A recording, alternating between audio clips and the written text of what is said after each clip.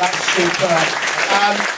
Now I want to put the cheering and the clapping in unison because this guy is a really good mate of mine, and he helped set up tonight. He's fabulous. His name's Jon Holden. So 1, 2, 3, clapping, cheering.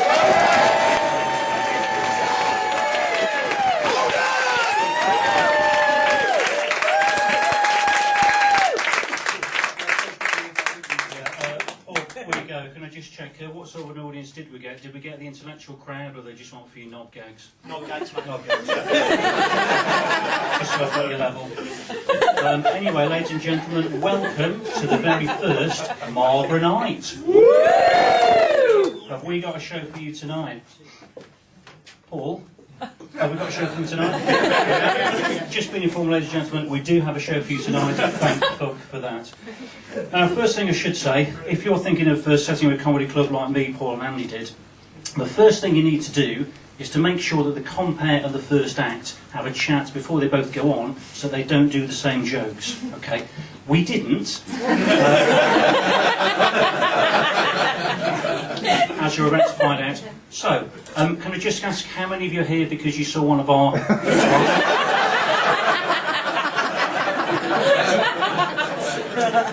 How many of you are here because you saw one of our highly professional flyers and thought tonight was something to do with smoking? How many of you are here because you saw one of our flyers, thought tonight was something to do with smoking, and actually thought if you turned up you get a free packet? Right? Paul was right, we were given these out at the railway station a week ago, and the number of people I just walk up to and try and give them one of these, and they just sort of go, "No mate, sorry, don't smoke," you know? And do that walk that smokers do. Smoking gives you arthritis of the pelvis, something like that. To be honest, I'm not the best person to give flies out. I don't take it quite personally if someone doesn't take a fly from me. Paul, kind of when he does it, people just want to stroke his face or take him home. I don't really have the same sort of friendly or approachable face, so I go up to someone and say, "Can I give you one of these? A brand new comedy club starting in St Albans." What they tend to hear is, "Yeah, I've fucked your mother, now I'm going to fuck the rest of you." But we do have a fantastic lineup tonight. Headline act I'm particularly pleased to see, Don Biswas. If none of you have seen him before, he's absolutely fantastic. Although, I saw Don do stuff in Bedford a couple of weeks ago, and basically my game plan tonight is just to do the 10 best minutes of his act. So you can think around for him if you want, but I'm not saying that. All I would ask, if anyone sees him arrive, please let me know, because Don does have a few anger management issues. Okay, the night I saw Don in Bedford, it was a bit of a weird night. I was walking back to my car about 11 o'clock at night, and as I was walking that way, there's a big gang of hoodies coming towards me on the same side of the pavement. And it's always a bit of a problem if you're approached by a big group of hoodies. What do you do? Fortunately, I've just finished reading a book called Worst Case Scenarios. Okay? It's a really good book, and it's about what to do in a variety of dangerous situations. Now, there was nothing specific about hoodies, but there was a section about what to do if you ever come across a bear in a forest. Unfortunately, I couldn't remember whether it said give the bear lots of eye contact, or try and stare it down, or give it no eye contact whatsoever, in case you enrage it, okay? So as these hoodies were coming towards me, I would alternately stare at them, give them loads of eye contact, and then look away. Stare at them, and then look away. Which is a bit weird, but seemed to do the trick, because in the end they actually crossed over the road and kicked the shit out of an elderly woman with a stick. Bit of a result there. I do like to start my act by stereotyping young people and getting a cheap laugh at the expense of an elderly disabled woman. Glad to see you do too. One final thing about the bear before we leave it. This book was going on about could you ever actually hope to outrun a bear in a forest, right? You don't need to worry about that. You only ever need to be able to run faster than the person you're with. So, brand new comedy club, brand new night, a brand new mic stand, ladies and gentlemen. Round of applause for the mic stand. We often unsung hero of stand-up comedy. For those of you who are interested, this is a Koenig and Mayer 26085 all the way from Germany. We got it basically because it's got a one-handed operation, yeah? So you can actually be adjusting this and having a wank at the same time.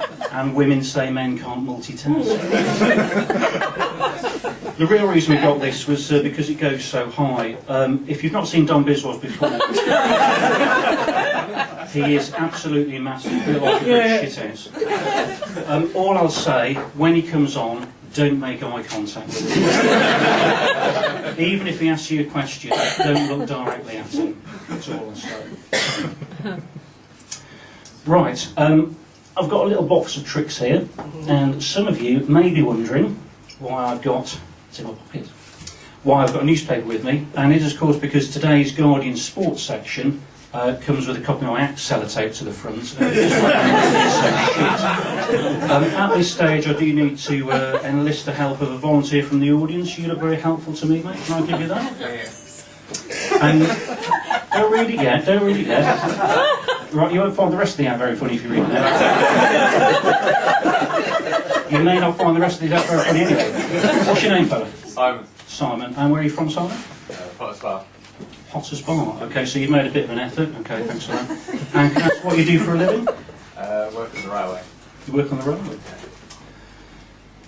Word to the wise to the rest of you, if I ask anyone else what you do for a living, and it's not particularly interesting, just make it up, give me something to work for. Otherwise it spoils it for me, spoils it for everyone. Simon, you'll see from what I've sellotaped to the newspaper, I basically divide my act into a series of keywords, yeah? So if I lose my way at any point, I need you to give me the next keyword, and I can hopefully seamlessly pick up without anyone noticing. Okay. Sunday. Right.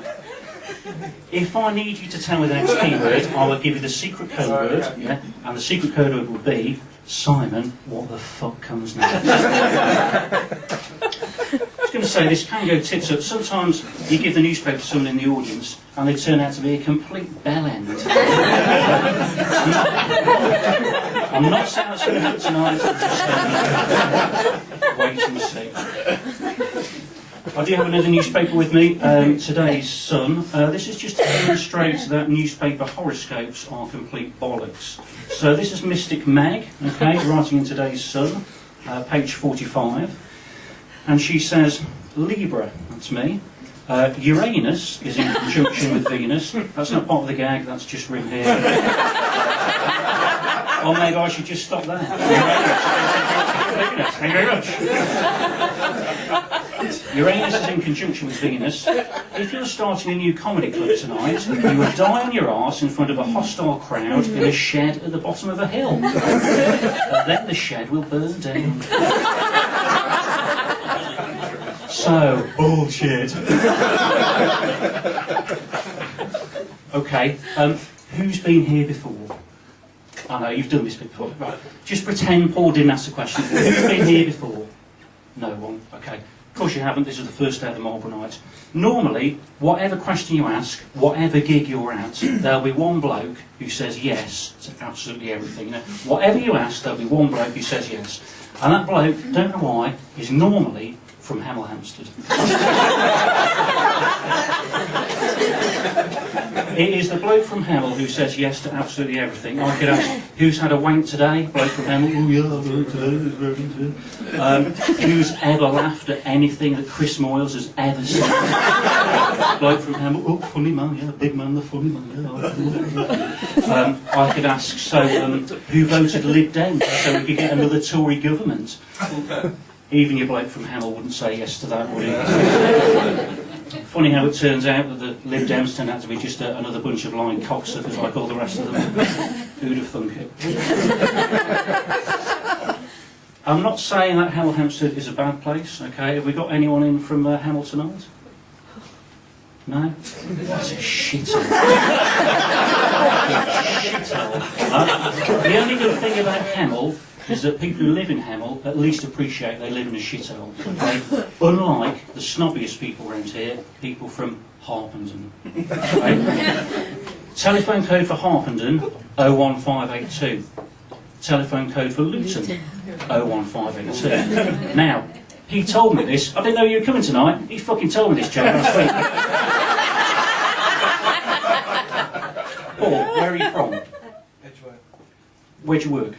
St Albans. Yeah, where'd you work in St Albans? Would it be the clock shop in Catherine Street? Certainly. Really? Okay, so I was in the clock shop in Catherine Street about 3 days ago. And this bloke told me something funny that happened. This guy came in from Harpenden and he had a watch that needed repairing, put it on the counter, and the bloke in the watch shop, whoever he was, right, said, it's going to be about a fortnight, can you give me your phone number? And the bloke from Harpenden went, it's 01582 Holden. Right? 01582 Holden. Just in case we might have thought it was 01582 Luton. No, it's 01582 Holden. We don't do that shit, we just have to share the same telephone.